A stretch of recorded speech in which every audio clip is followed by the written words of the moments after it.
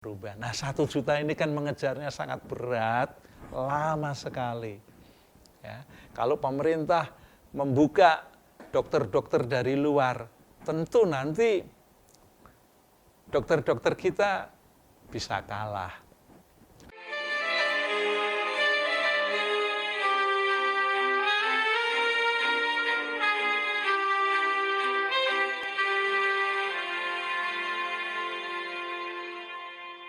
Ngapain Mas Rewel? Ya, kita selalu memberikan motivasi ya kepada pemirsa. Tapi sebelumnya kita berikan salam semangat bersama saya Mang Bawel dan rekan saya Mas Rewel. Kali ini, Mas Rewel, kita akan membicarakan banyaknya universitas yang membuka jurusan kedokteran. Wah, kalau begitu kan bagus Mang jadinya. Ya kan? Dan pembicaraan kita sekarang makin lama makin berkelas nih. Ya iyalah. Kan ada 3 kelas. Kelas eksekutif, kelas bisnis, kelas sekarang ekonomi. Mang Bawel yang ngaco. Masa seperti naik pesawat pakai kelas-kelas begitu? Ada. Iya ya, jadi saya yang ngaco ya. Oke deh. Sekarang kita balik ke topik. Menurut Mas Rewel, bagaimana dengan banyaknya universitas yang membuka kedokteran? Ya baguslah. Kan jadinya murah. Begitu, Mang. Apa-apa bilang bagus. Bagus. Bagusnya gimana? Coba, bagusnya gimana? Emangnya jualan buah jadi murah. Tapi gini, Mas Bawel, memang kamu semenjak kumpul dengan saya kelihatan pintar, kamu makin pintar aja. Begini, Mas Rewel, universitas yang membuka kedokteran itu sudah banyak dan untuk menjadi dokter luar biasa. Proses panjang, ya kan? Dan dengan biaya yang mahal. Apalagi di negara kita ini kan begitu luas, jadi dokter memang banyak dibutuhkan. Dan masyarakat kita memerlukan layanan kesehatan yang cukup. Oh, begitu ya, Mang. Terus harus gimana, Mang? Terus yang bisa kuliah di kedokteran itu siapa aja boleh, Mang? Ya, siapa saja juga boleh. Tentunya harus memenuhi persyaratan-persyaratan, ya kan? Nah, otaknya oke, dan yang lebih oke lagi juga, dokunya juga, cuannya juga harus banyak. Cuannya harus banyak, cuannya harus banyak, ya. Yuk, kalau begitu, kita oke bareng. Oke.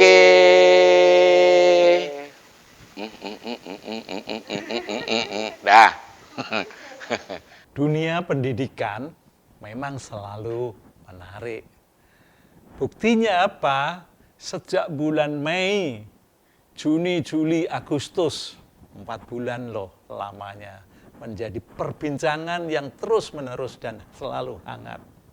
Pertama kali dimulai dari tentang wisuda anak-anak sekolah, baik dari TK, SMP, SD, SMA, SMK. kan terus diperbincangkan sampai ke penerimaan murid baru, anak-anak sekolah, juga mahasiswa, penerimaan mahasiswa, ya, itu terus diperbincangkan. Dan pada bulan Agustus ini juga diperbincangkan lagi tentang dibukanya fakultas kedokteran di beberapa universitas yang jumlahnya juga boleh dikatakan sangat banyak. Dan semua perbincangan itu senantiasa menimbulkan pro dan kontra. Baik enggak sih pro dan kontra itu? Baik, tapi memang pro dan kontra harus dimulai dari awal, bukan di akhir. Setelah itu berlangsung, baru ada kritik-kritik yang tidak mengenakkan. Itu justru yang tidak baik, tidak membangun. Pro kontra itu harus dibicarakan pada awal-awal, sebelum itu terlaksana. Nah, sekarang yang paling rame yaitu dibukanya fakultas kedokteran yang jumlahnya cukup banyak, mungkin tahun depan akan jumlahnya lebih banyak lagi. Mengapa demikian? Karena memang tenaga kesehatan di bidang kedokteran itu sangat kurang. Tetapi kalau kesehatan secara umum, khususnya bidan, beberapa tahun yang lalu juga pernah ramai sekali. Apalagi ada program setiap desa satu bidan. Nah, itu akhirnya dibukalah di setiap daerah, kabupaten-kabupaten, itu membuka akademi kebidanan. Nah, akhirnya saat ini sudah terwujud bidan desa satu orang. Sudah terwujud. Nah, Indonesia sekarang baru mau mengejar tentang dokter. Jumlah penduduk di Indonesia sudah mencapai 270 juta lebih. Tapi jumlah dokternya belum ada 2 juta. Ya, ini artinya perbandingan antara jumlah penduduk dengan dokter belum sepadan. WHO itu menekankan bahwa satu dokter harus berbanding dengan 1.000 penduduk. Nah, kalau tadi Indonesia masih kurang hampir separuhnya lah. Artinya kalau saat ini 1,6 atau 1,7, artinya satu dokter 1.700 penduduk. Nah, ini kan masih kurang jauh. Tapi sebetulnya kalau kita melihat wilayah di Indonesia ini, wah, masih berat sekali. Bagaimana tidak? Semua dokter kepengennya di kota, ya, kota-kota yang besar. Mengapa di kota yang besar? Karena disitulah masyarakat mengetahui tentang keuangannya dibanding yang di pelosok. Nah, ini memang dilematis sekali tentang dokter itu.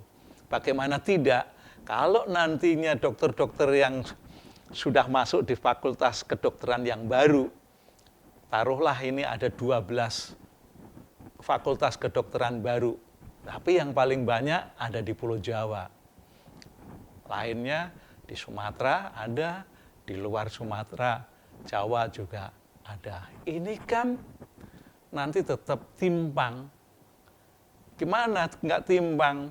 Karena yang masuk di fakultas kedokteran itu secara umum adalah orang-orang yang memiliki kemampuan finansial. Bagaimana tidak?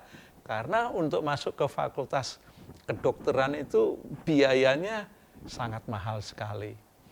Tapi kalau kita melihat pada universitas negeri yang berdasarkan masuknya penggolongan-penggolongan orang tua, itu ya tetap ada yang bayar UKT per semesternya hanya 500.000.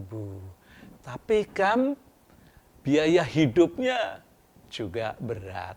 Jadi dari keluarga-keluarga pas-pasan, keluarga yang kurang mampu, sangat sulit untuk masuk ke fakultas kedokteran. Nah, di bidang kedokteran ini sebetulnya ada 2 yang perlu ditambah, yaitu dokter umum dan satu lagi spesialis. spesialis ini juga pada saat ini semua masih berfokus pekerjaannya di kota-kota. Dan mereka yang bisa mengambil spesialis umumnya juga dari keluarga yang memiliki kemampuan keuangan. Nah, pada saat ini sebenarnya jumlah fakultas kedokteran di Indonesia ini sudah cukup banyak. Ya. Itu kurang lebih ada sekitar berapa ya? Ada sekitar 100-an lah fakultas kedokteran yang tersebar begitu banyak.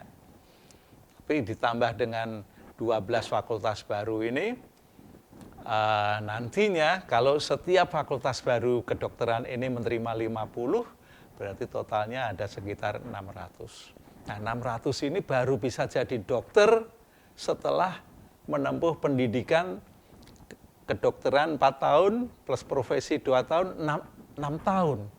Lama juga untuk bisa jadi dokter. Padahal untuk jadi dokter dia juga butuh, supaya bisa praktek harus ada surat tanda registrasi. Nah, ini juga butuh proses. Tapi saya dengar pada saat ini STR itu akan dibuat sekali untuk seumur hidup tanpa melalui pembaruan-pembaruan. Seperti SIM 5 tahun sekali, barangkali dokter juga seperti itu. Bidan juga seperti itu juga, akan lebih mudah. Jadi dengan demikian, 6 tahun kemudian baru tambah 500, kalau itu lulus semua loh ya, 600 itu. Masih lama untuk mencukupi kebutuhan perbandingan 1 dokter 1000 penduduk. Ya.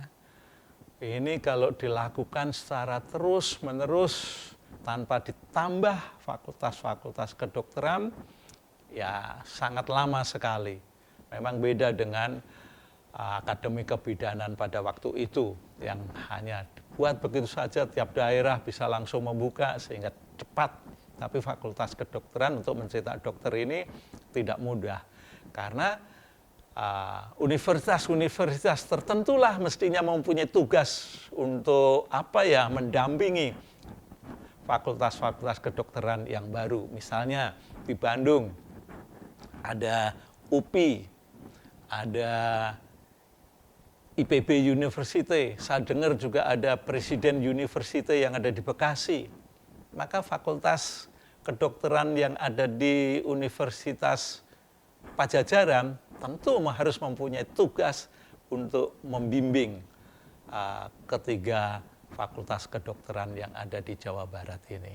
Nah, itu tugasnya tentu berat ya. Kalau yang di UPI masih dekat dengan Universitas Pajajaran, bisa dilakukan sesering mungkin pertemuan. Tetapi untuk ke Bogor, ke Bekasi, ya ke Bekasi masih lumayan perjalanannya lancar.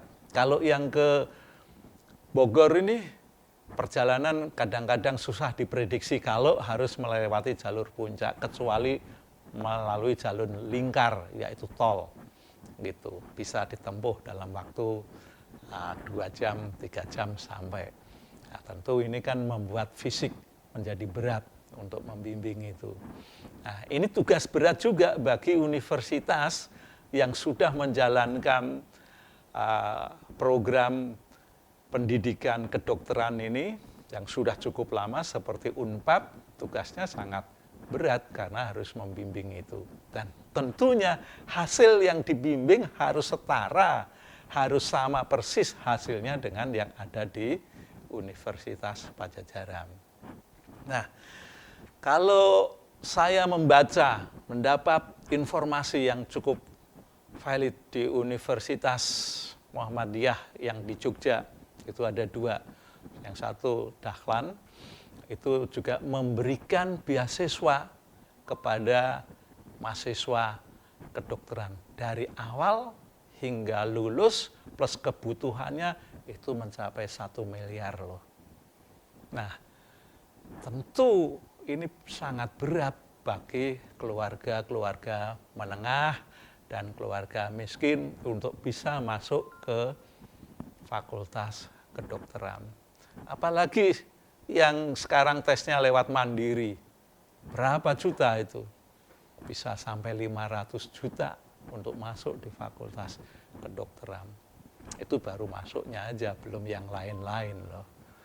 Nah, kalau begitu, apakah untuk mengejar ini ada rencana pembiasiswaan kepada mahasiswa fakultas kedokteran? Misalnya dalam 1 tahun, berapa? 500. Nah, 500 kalau kali 1 miliar, tapi sampai lulus loh ya. Sebetulnya juga dihitung kalau dibagi menjadi 8 semester 1 miliar juga nggak begitu berat. Karena hanya sekitar 100 sekian saja. Nah, untuk pemerintah kalau bisa menganggarkan, maka dunia kesehatan di Indonesia untuk mencapai indeks pembangunan manusia akan menjadi lebih cepat. Sehingga tidak perlu lagi bicara, ayo stunting dikurangi, tetapi tenaga kesehatannya kurang. Di setiap kecamatan, di puskesmas saat ini sudah ada dokter. Tapi bagaimana yang di luar daerah, terutama yang daerah-daerah terpencil, di pulau-pulau yang kecil-kecil itu, apakah sudah ada dokter? Ya, kadang-kadang ada dokter, tapi peralatannya tidak ada. Nah, kebetulan kalau ada dokter yang kreatif bisa membuat merekayasa peralatan yang sederhana yang bisa untuk melakukan tes kesehatan, seperti untuk meneropong telinga ya, yang sakit, itu kan ada alatnya khusus gitu. Kalau dokter-dokter umum kan biasanya hanya pakai baterai yang ada di dalam kamera ini, dilihat, oh ada, tapi kami tidak bisa melakukan Pak untuk kesehatan telinga. Nah ini berarti kan tenaga spesialis sangat jauh kurang. Ya. Kalau nanti di setiap puskesmas juga sudah ada dokter-dokter spesialis, wah Indonesia luar biasa, akan maju pesat dan akan menyaingi dunia-dunia yang pada saat ini sudah terkategori maju. Karena pada saat ini Indonesia terus menggenjot tentang kemajuan di banyak bidang. Ya, pendidikan sudah, guru sudah sarjana semua. Nah, tinggal di bidang kesehatan, untuk bidan sudah terpenuhi, di desa-desa sudah ada. Ini yang di kota-kota, saya belum tahu bagaimana yang di daerah terpencil. Katanya aja untuk menolong masyarakat, dia harus melakukan perjalanan yang cukup rumit. Ya, ini artinya juga belum terpenuhi, karena memang desa-desa di tempat tertentu masih jauh sekali dengan pusat-pusat kesehatan. Nah, ini semua menjadi tanggung jawab pemerintah untuk memenuhi kemajuan di bidang kesehatan. Ya, di bidang kesehatan ini, terutama untuk dokter umum, masih sangat jauh. Ya, kalau sudah ada 2.700 atau 2.700.000 dokter umum, itu baru bisa banding 1:1.000. Tapi ingat ya, bahwa penduduk di Indonesia setiap tahunnya terus-menerus bertambah. Ya, terus-menerus bertambah. Pertambahannya juga sangat pesat.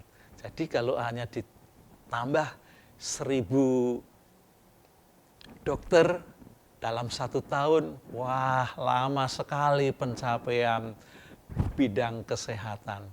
Karena saat ini baru punya dokter, di informasi 2022 itu 1.747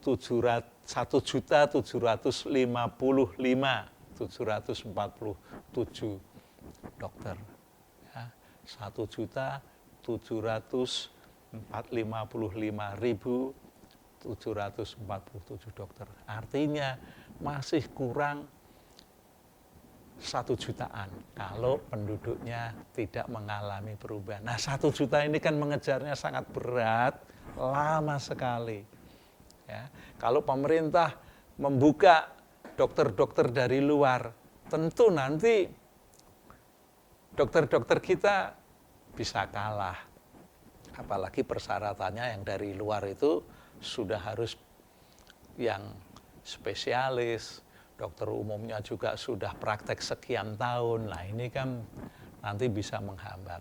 Ya, sekali lagi, kepinginnya setiap anggota masyarakat, baik itu yang mampu, baik itu yang menengah, baik itu yang keluarga kurang, itu bisa masuk fakultas kedokteran dengan catatan semua yang berprestasi itu bisa terwujud di situ.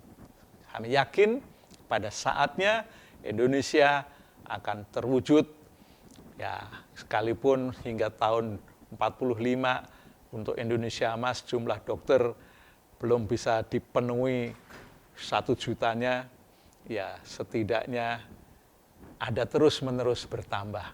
Oke, sampai di sini supaya dunia kesehatan kita tidak terpuruk. Sampai ketemu pada kesempatan yang akan datang.